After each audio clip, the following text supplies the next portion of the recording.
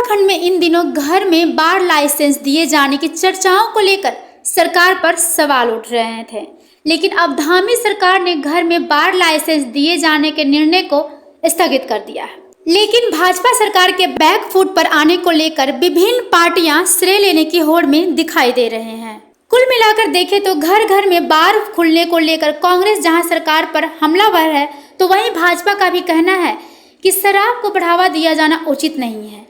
ऐसे में सवाल कैबिनेट पर भी उठता है कि क्या जब नई आबकारी नीति में ये प्रावधान जोड़ा गया तो फिर कैबिनेट के समक्ष किसी भी कैबिनेट मंत्री ने इसका विरोध क्यों नहीं किया, जिसका खामियाजा आज सरकार को किरकिरी झेलकर करना पड़ा और फैसले को स्थगित कर दिया। कांग्रेस का प्रबल विरोध था और हरिद्वार ऋषिकेश जैसे क्षेत्र जहां इस तरह की एक्टिविटीज नहीं की जा सकती थी, वो भी इसके अंदर आ रही थी। और 50 बोतल अगर आदमी घर में रखेगा तो एक मिनी बार तो मोहल्ले में खुल ही जाएगा। तो निश्चित ही ये अपराधियों को संरक्षण देने वाला एक कानून था, शराब प्रदेश बनाने का एक कानून था, देवभूमि को शराब में डुबाने का एक प्रयास था, जैसे इन्होंने पहले मोबाइल वैन से शराब बेचने की बात की थी। तो बीजेपी की कथने और करने में फर्क है और मुझे खुशी है इस बात की कि कांग्रेस के संगठनों के विरोध के बाद बीजेपी सरकार को अपने पांव पीछे खींच रही है। देखिए, जहाँ तक शराब का प्रश्न है, मैंने पहले भी कहा है कि व्यक्तिगत तौर पर मैं इसका घोर विरोधी हूँ, क्योंकि नशे का विरोधी हूँ। और उत्तराखंड की एक विशिष्ट पहचान है पूरे देश के अंदर, हम देवभूमि के लोग माने जाते हैं।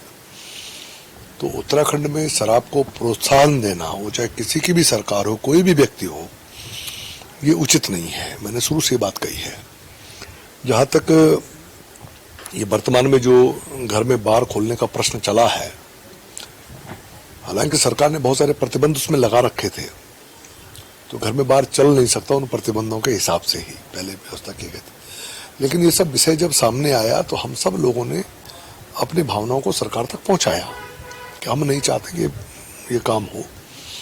और मैं मुख्यमंत्री जी का धन्यवाद करना चाहूँगा, हमारी सरकार ने उसका संज्ञान लिया और जन भावनाओं और अपने कार्यकर्ताओं की भावनाओं के अनुरूप उन्होंने निर्णय लिया, इसको विड्रॉ किया।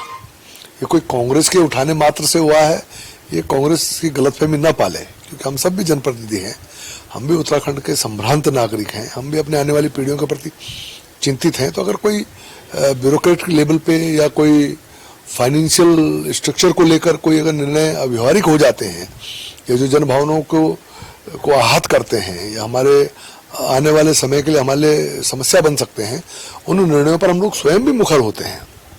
ये अलग बात है, क्योंकि हमारी सीमाएं हैं, क्योंकि हम सरकार चला रहे हैं, हम मीडिया के माध्यम से बहुत ज़्यादा आगे नहीं आ पाते। लेकिन जहां बात रखनी होती है, बहुत दमदारी के साथ हमारा कार्यकर्ता बात रखता है।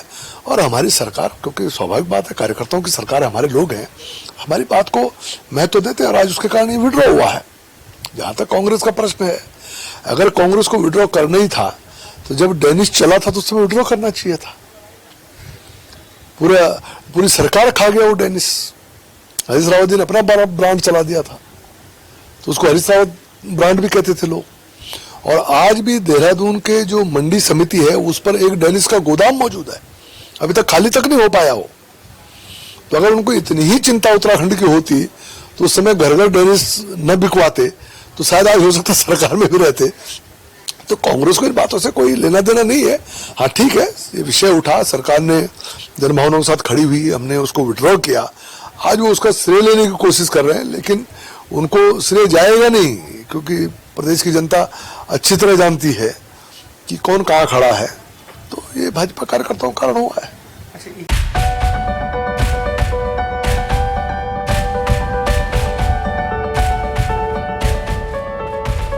यहाँ के सेक्टर 4 स्थित LIC ग्राउंड में आयोजित राष्ट्रीय art and craft cotton silk मेला जिले वासियों को लुभा रही है। मेला में लोगों की भीड़ उमड़ रही है, लोग अपने पसंद की चीजों की खरीदारी कर रहे हैं। मेला के आयोजक सोनू यादव और मनीष यादव ने बताया कि यह मेला देश के कई शिल्पकारों के हस्त निर्मित वस्तुओं को संग्रहित किया गया है, जहां लोग अपने पसंदीदा वस्तुओं की खरीदारी कर रहे हैं।